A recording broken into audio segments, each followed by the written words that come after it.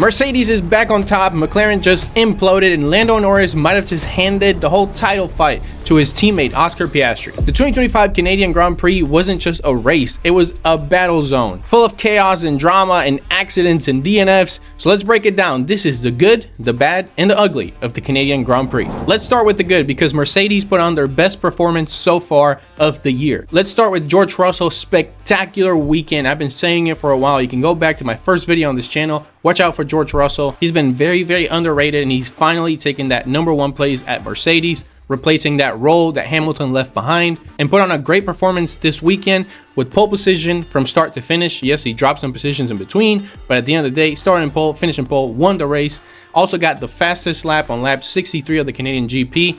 Great job by George. And let's not forget that this was Mercedes' first win of 2025. But that's not the end of it, because this was a great weekend overall for Mercedes. Kimi Antonelli, the youngest driver on the grid right now, became the third youngest pole sitter at a race, together with Max Verstappen and Lance Stroll, finishing P3 this Sunday. And also a fun fact, he is the first Italian driver to make it to the podium since 2009. A great race also from Max Verstappen. Let's keep in mind, he's not on the best car anymore. Finished P2, great control, great defending, staying very clean and calm at a messy race. Great job by Max Verstappen, and also making sure that he can still be in that title fight until the end of the year. But while some drivers surged ahead, others fell flat. And let's get into the bad, because there's been a lot this weekend. Before we get into the bad, if you're into facts-driven commentary, no drama, just the facts and the truth, then go ahead and subscribe to this channel, because this is what we're all about here. Let's get into the bad, because this was a spicy weekend. A bad weekend for Oscar Piastri, not so much his performance.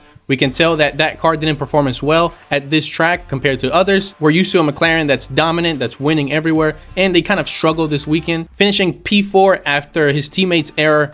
Massive mistake. We're gonna break that down in the ugly. But to be honest, a sad weekend for Oscar Piastri, because he looked podium ready. It's a driver that I like. I've talked about before. I think he has great potential. So far, looking very promising to be the next champion this year, and it wasn't the greatest weekend for Oscar this weekend. Since we're talking about McLaren, let's get into the drama, the real deal, what you probably came for here. Lando Norris made the biggest no-no in Formula 1. You don't crash into your teammate.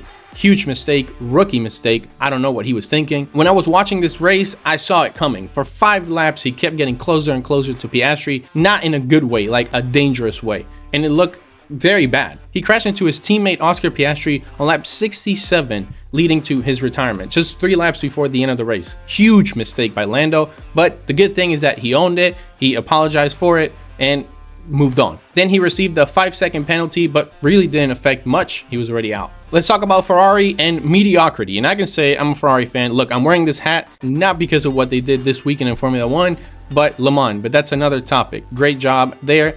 Not so good in Formula 1. A complicated weekend for the Tifosi. Leclerc P5, Hamilton P6. Not the best finish for them. Yes, we are seeing some improvements at Ferrari, but the drivers just seem upset with everything that's going on there. We had Lewis Hamilton having an accident with the groundhog, costing him performance. And to be honest, they got lucky that Fernando Alonso stayed in P7, keeping back the midfield. Good performance by Alonso this weekend. We know he's been struggling lately, calling himself the unluckiest driver of all time, struggling to get to the points, and finally he got a P7. Pretty good given the car that he's driving, but also helped Ferrari quite a bit. And listen, the stakes weren't that high until now, because let's get into the ugly. McLaren right now is at an internal civil war because Norris hit his teammate, and that is the first rule of Formula 1. Do not hit your teammate. This is something that's been going on at McLaren for decades now. We saw this with Rosberg and Hamilton, and we saw this with Prost and Senna. I understand the logic behind papaya rules, but McLaren tends to have at times 2 stars fighting each other, and that's very problematic.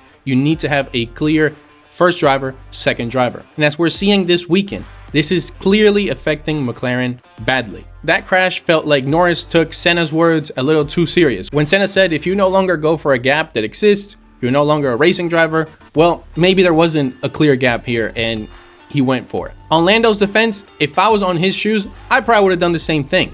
But I'm not a pro, So people don't expect that of me. People expect Lando to drive a whole lot better and not lose it under pressure. I get it, there's a lot on the line and he's panicking because Oscar is starting to build a big gap over him, and the first thing you gotta do in Formula 1 is beat your teammate, especially if you're both competing to be world champion. So there's a lot on the line, and obviously his frustration of being stuck behind his not only teammate but rival made him make this really bad mistake that shouldn't have happened. Andrea Stella from McLaren talked to the media right away. He said they're doing an internal review, but he backed both drivers. So far he's done the classic PR, but he did seem a little upset the moment that happened. Let's talk about what's going on with the constructors, because a lot changed this weekend. After this big incident, not only did it cost Norris points, but the whole team. McLaren managed to only harvest about 12 points, while Mercedes grabbed 43. Great weekend for Mercedes. If we look at the constructors, Mercedes now passed Ferrari and is up there next to McLaren. Still quite the gap between McLaren and Mercedes, and like I said in my previous video,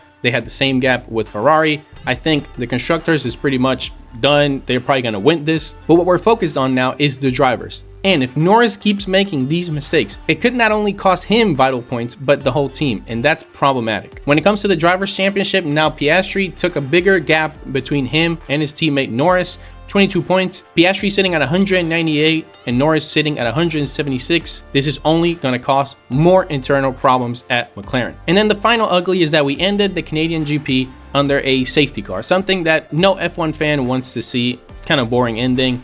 Everyone kept their place. Last 3 laps under safety car. Red Bull had a big protest about George Russell's behavior during the safety car period, but later on it was dismissed. Now this wasn't just a bad result for McLaren or a chaotic weekend, it was a red flag for the whole season. Let's finish by recapping what is going on. Mercedes is looking quite strong. It looks like a powerhouse being reborn. And I bet Lewis Hamilton is looking at this and rethinking his decisions. McLaren has a clear pace advantage over everyone else, but there's a lot of tension and chaos inside of that team. And now their title fight chances seem more fragile than they did before after the Canadian GP. Watch out for Max Verstappen because he's staying calm and he's slowly rising. He's still there, always competing for the championship. He's a much more mature driver now than we used to see. He's driving very calm and calculated, and even though that car doesn't have the performance now, if they have a big upgrade later on this season, do not discount Max. Now looking ahead, we have the Austrian GP on June 29th. Now the big question we have is, will McLaren enforce a single leader rule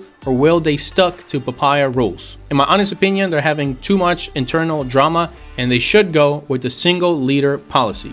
Let me know down below who you think the McLaren leader should be. The next question is, can Mercedes sustain this performance they've been having as of lately? Mercedes looks to be on an upward trend. The question is, was it this specific racetrack or is it something that's happening across the team, and is the team really improving? We can clearly see a much more mature George Russell who's taking that lead, leading that team to victories, and we see a very promising rookie Kimi Antonelli. I feel like sometimes I'm watching these races and he's so good that I forget that he's a rookie. So who do you think that takes the crown of the Canadian GP? Let me know down below, the best driver, the good, the bad, and the ugly. Once again, if you like this type of facts-driven, drama-free commentary, go ahead and subscribe and like this video to get it out to more people. As always, thank you so much for watching, and I'll see you in the next one.